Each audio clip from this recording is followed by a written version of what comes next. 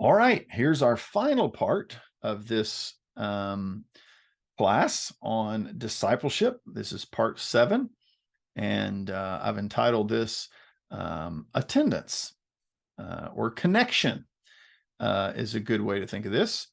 So your attendance to our church services, our church assemblies, your connection with other believers is what we're talking about here.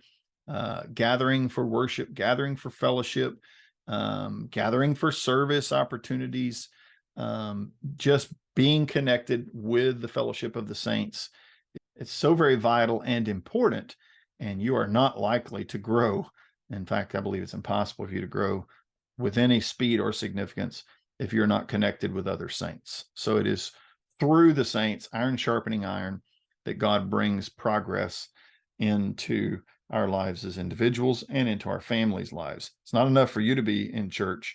You need, especially if you have children, you need to have those children in church. You say, well, they don't want to go. Well, it doesn't matter. You ought to have them in church anyway.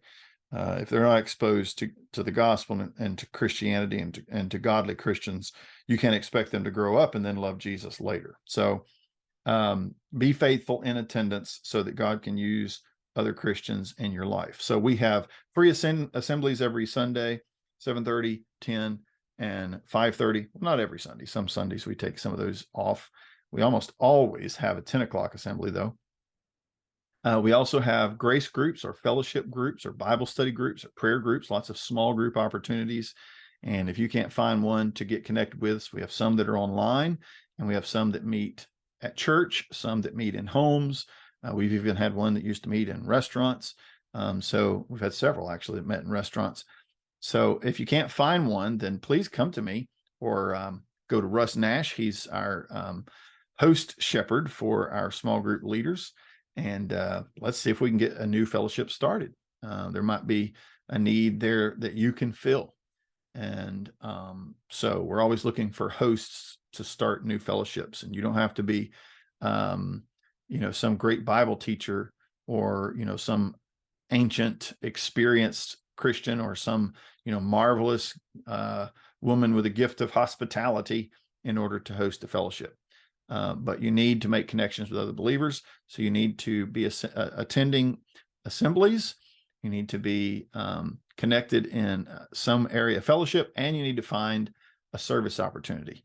And so I would encourage you, on average, on a normal week, try to be connected in 3 ways to the body of Christ here at Grace Baptist Church in Hurlock: a time of worship, a time of fellowship, and a time of service. And so that might be, you worshiping at 7:30 and then working in the nursery at 10, right? So that would be worship and service, and then a grace group or maybe a Sunday school class. Whatever it is, find a way to get those 3. You don't need to come every time, all the time. Okay. There's things that happen. I know that. And we're not into legalism.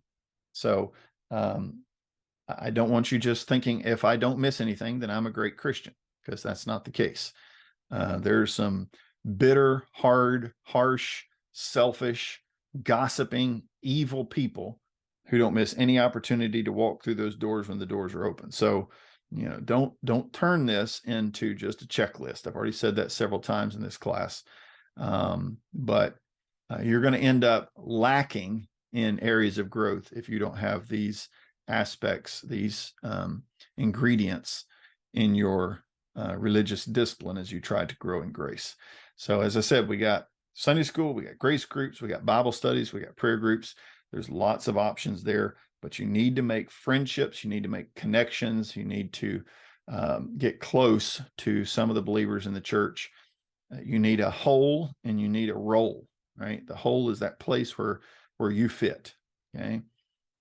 Where it's me and this lady, me and this man, me and this couple, my wife and I and this couple, whatever the dynamic is, us 3 couples, we're walking this journey of Christian growth together, and I'm helping them and they're helping me.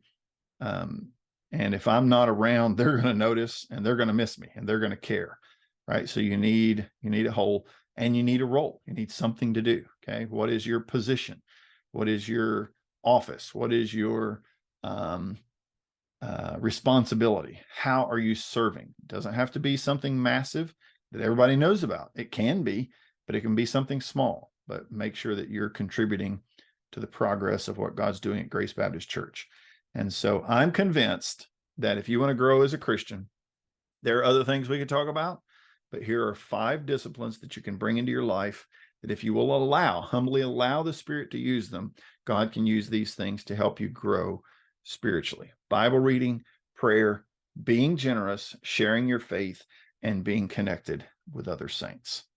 And if you're doing that, very likely not only will you be a good disciple, but you will be able to make another disciple along the way.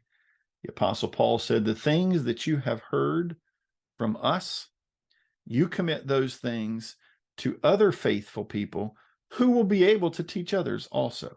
That's 4 generations of saints in that one verse. And that's kind of the model that we hope to follow. And so I hope that you will be growing continually from now through the rest of your life here on this earth. One of these days, we will wake up and see Jesus face to face, and we will be like him. But until then, we need to be growing.